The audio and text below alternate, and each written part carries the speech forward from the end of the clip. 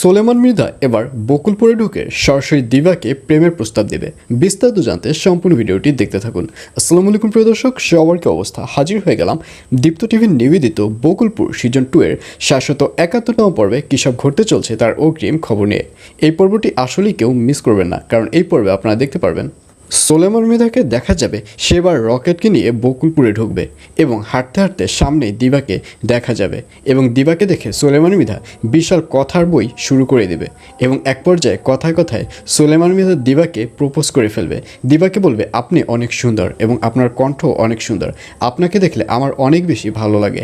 এবং এই প্রপোজ করার সাথে সাথে দিবার যে সেক্রেটারি রয়েছে অর্থাৎ বডিগার্ড, তাকে দেখা যাবে সে সরাসরি পিস্তল তাক করবে এবং তার পিস্তল দেখে রকেটকেও দেখা যাবে রকেটও পিস্তল তাক করবে। এবং তারা যখন এই ধরনের পিস্তল তাক করবে ঠিক তখনই পেছন থেকে দেখা যাবে উগান্ডা বাইক করে সামনে আসছে। আর উগান্ডাকে দেখে দিবাকে দেখা যাবে সে অনেক বেশি সাহস পাবে এবং উগান্ডা ওখানে ওই পরিস্থিতি দেখে খুব ভালো করেই বুঝতে পারবে যে সোলেমান মৃধা হয়তো দিবাকে ডিস্টার্ব করছে। তখন উগান্ডা সোলেমান মৃধাকে বলবে, আচ্ছা আপনি বকুলপুরে কেন এসেছেন?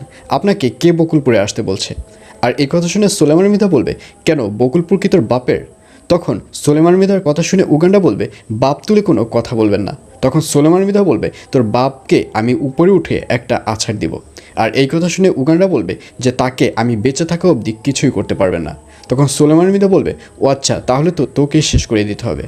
আর এই কথা শুনে উগান্ডাকে দেখা যাবে সে সরাসরি তার বাবার কাছে চলে যাবে এবং তার বাবার কাছে গিয়ে বলবে যে সোলেমান মৃধার সাথে আপনি হাত মিলিয়েছেন, যে সোলেমান মৃধাকে কেউ পছন্দ করে না কিন্তু আপনিই পছন্দ করেছেন, সেই সোলেমান মৃধা আজকে আপনাকে নিয়ে একটা বাজে কথা বলেছে।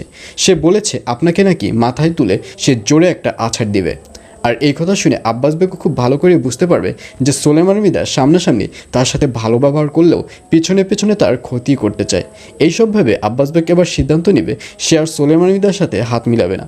আর অন্যদিকে লীলাবতীকে দেখা যাবে সে এবার আব্বাস বেগের সাথে হাত মিলাতে যাবে, অর্থাৎ লীলাবতী এবার আব্বাস বেগকে বলবে আব্বাস বেগ যেন লীলাবতীর সাথে থাকে। আর এই কথা শুনে আব্বাস বেগ বলবে, ও আচ্ছা, আমি আপনার সাথে থাকতে পারি, তাহলে আপনার গুড্ডিকে আপনার কাছ থেকে দূরে সরাতে হবে। আর এই কথা শুনে লীলাবতী হেসে দিবে। লীলাবতী বলবে, আচ্ছা ঠিক আছে, গুড্ডিকে আমার সরাতে হবে না, গুড্ডি তার আগেই অনেক দূরে আমার কাছ থেকে চলে গেছে, এখন আপনি আমার সাথে থাকতে পারেন। এই কথা শুনে আব্বাস বেগ বলবে, আচ্ছা ঠিক আছে, তাহলে আমি আপনার সাথে থাকছি। আর এছাড়াও থাকবে আশ্চর্য সকল ঘটনা। সুতরাং সবাইকে বকুলপুর সিজন 2 এর আগামী পর্ব দেখার আমন্ত্রণ রইল।